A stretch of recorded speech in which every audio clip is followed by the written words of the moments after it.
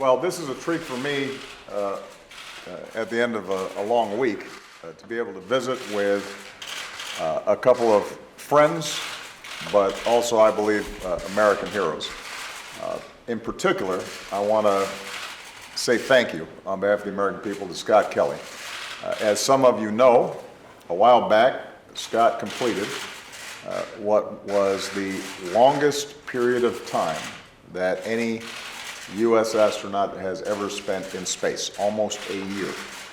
And what made this so important was not just to break a record. It gave us an opportunity to learn how Scott, as an astronaut, is impacted by lengthy stays like that, and we've got somebody to compare him to. His twin brother, Mark, also an astronaut. So as a consequence, what we were able to learn is how does the body adapt, what kinds of physiological impacts, psychologically, from what I understand from Scott, he was pretty good, but all this allows us to start thinking about long-term manned spaceflight.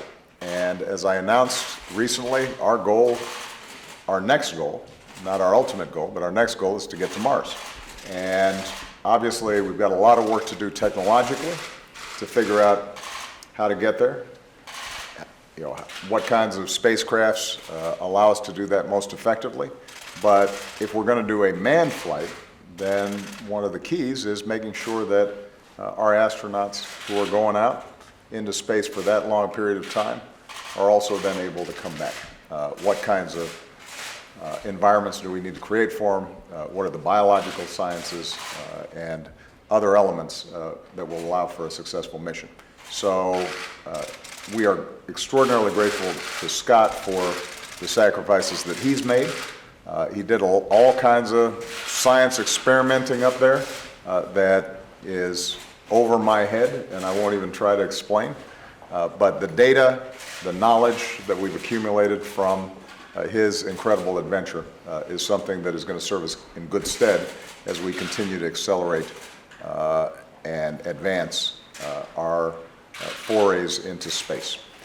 As everybody knows, I'm a big space fan, and Charles Bolden, another astronaut, along with my Chief Science Advisor, John Holdren, have been working closely with me to maximize the investments that we make to try to encourage Congress to work with us so that that final frontier is something that continues to inspire, continues to motivate the imaginations of young people, and creates enormous spillover effects, because when we learn about space, we're also learning about ourselves, and ultimately we're learning about technologies that can make a difference in terms of our day-to-day lives.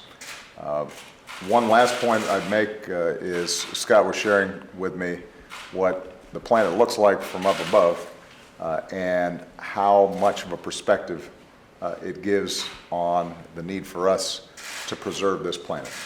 And so I'm going to have just a couple more remarks, but I thought this would maybe be a good time, Scott, for you just to share with everybody else what you just shared with me in terms of what it means when you're seeing day in and day out our planet Earth. Well, thank you, Mr. President. Thanks for having us here today, and thanks for supporting NASA and your new initiative for us to start really thinking hard about going to Mars. I think that's our next very worthy goal in space.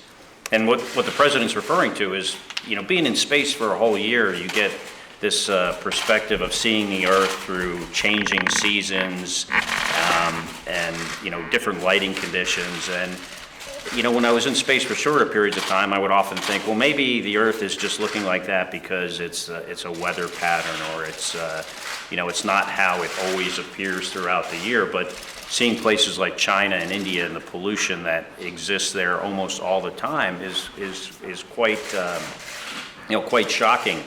And there was one day last summer, the summer of 2015, when I was in space, and I saw the eastern side of China, it was perfectly clear, and I'd never seen that before in all of my time in space, and I had spent well over a year in space total at that point. And I could see all these cities that are, there's like over 200 cities in that part of China with over 1 million people, and it was at dusk.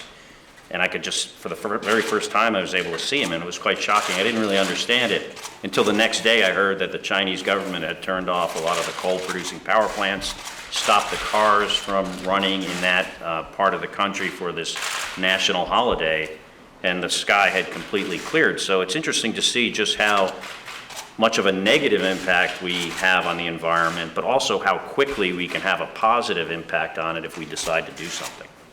And not to mention the atmosphere is very, very thin and scary looking when you see it from space. It's a good reminder that we need to do everything we can to preserve this place we call home.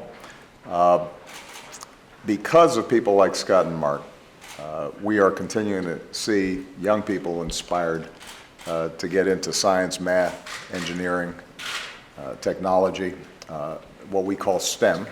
As many of you know, we've been really trying to emphasize STEM education, including hosting a White House Science Fair, so that the incredible achievements of our best young minds are celebrated. At the last one, a 9-year-old budding scientist said to me, "You need a kids science advisory group so that you're getting our perspective about what's interesting to us and how you should be thinking about teaching science and getting kids excited about science." And then I thought, that's why you're smarter than me.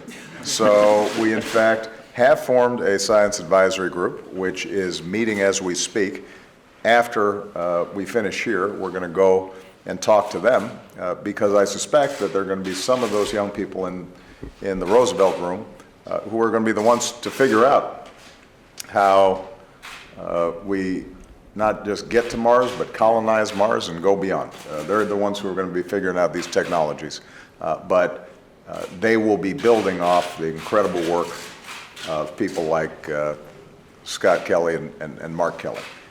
And my last point, I want to say thank you to Mark Kelly with his wife, Gabby Gifford. They have been doing incredible work around making sure that in addition to taking care of the planet and understanding our environment, that we're also thinking smartly about gun safety and the preventable deaths that bring so much tragedy and hardship to so many people's lives. My understanding is Gabby right now is on a 42-day bus trip. 42 cities. 42 days in 42 cities. Bus trip. And just talking about the importance of us getting together in a bipartisan way to do something about gun safety. And so in addition to doing cool stuff in space, they're also helping us think smartly about how to make our country better on a day-to-day basis. So we're so glad she's doing well. We want to thank both of them. At some other time, if you haven't already heard, you should get some stories from Scott about what it's like after you've been in space for almost a year and then you come down and you're walking around. My understanding is that his head got a little larger. A lot larger. Measurably so. And we don't just mean ego, but apparently it's back to normal size. I wanted to see him right away, but folks thought it might be a little scary. So, all right. Thank you, guys. Yes, sir. Proud of Thank you. you. Thank you. Mr. President, Thank you, guys.